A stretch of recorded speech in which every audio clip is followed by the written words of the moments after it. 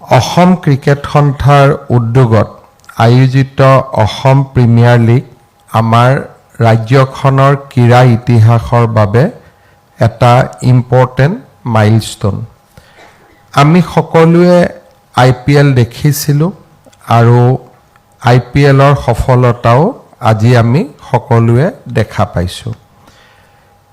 ৰাজ্যিক পৰ্যায়ত IPLৰ দৰে খেল এখন ৰেপ্লিকা বা ৰেপ্লিকেট কৰিব পৰাটো এটা প্ৰত্যাহ্বানৰ কাম, কিন্তু তাৰ মাজতো 8টাকৈ ফ্ৰেঞ্চাইজি আজি আগবাঢ়ি আহিছে আৰু আসাম প্ৰিমিয়াৰ লীগ যাতে আমি অসমত কৰিব পাৰোঁ তাৰ কাৰণে পৰিৱেশ এটা গঢ়ি তুলিছে।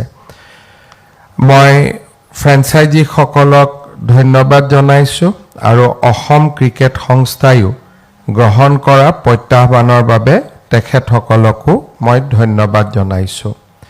ইতিমধ্যে BCCI ছেক্ৰেটাৰী দেৱজিৎ শইকীয়া ডাঙৰীয়াই উল্লেখ কৰিছে যে এই খেলখন ষ্টাৰ স্পৰ্টছত সম্প্ৰচাৰৰ ব্যৱস্থা কৰা হৈছে। জিঅ' হটষ্টাৰতো ইয়াক দেখা পোৱা যাব আৰু বিশেষকৈ আটাইতকৈ গুৰুত্বপূৰ্ণ কথাটো হৈছে যে অসমৰ উদীয়মান খেলুৱৈসকলে আসাম প্ৰিমিয়াৰ লীগৰ জৰিয়তে নিজৰ ক্ৰীড়া প্ৰতিভা এখন বৃহৎ মঞ্চৰ সন্মুখলৈ অনাৰ সুবিধা পাব।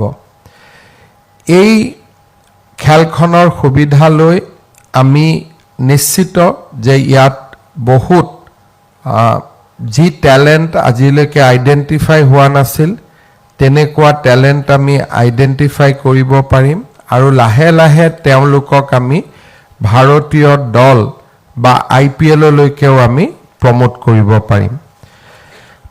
এটা কথা দেৱজিৎ শইকীয়া ডাঙৰীয়াই উল্লেখ কৰিছে যে APL আমাৰ আৰম্ভণিতে it cannot be a profit making exercise, কাৰণ মূল কথাটোৱে হ'ল যে যেতিয়া IPL চলি থাকিব ডেফিনেটলি যিমানবিলাক স্পন্সৰ বা ইণ্ডাষ্ট্ৰী তেওঁলোকৰ এটেনশ্যনটো IPLত থাকিব, কিন্তু আসাম প্ৰিমিয়াৰ লীগৰ পৰা আমি এজন বা দুজন যদি খেলুৱৈ IPLলৈকে উলিয়াব পাৰোঁ লগে লগে আমাৰ আসাম প্ৰিমিয়াৰ লীগৰ কেৰেক্টাৰটো বদলি হৈ যাব and then there will be tremendous response আৰু মানুহৰ এই গোটেই আমাৰ যিটো আজি ইনিচিয়েটিভ তাৰ প্ৰতি সকলোৰে ধ্যান আকৰ্ষণ হ'ব।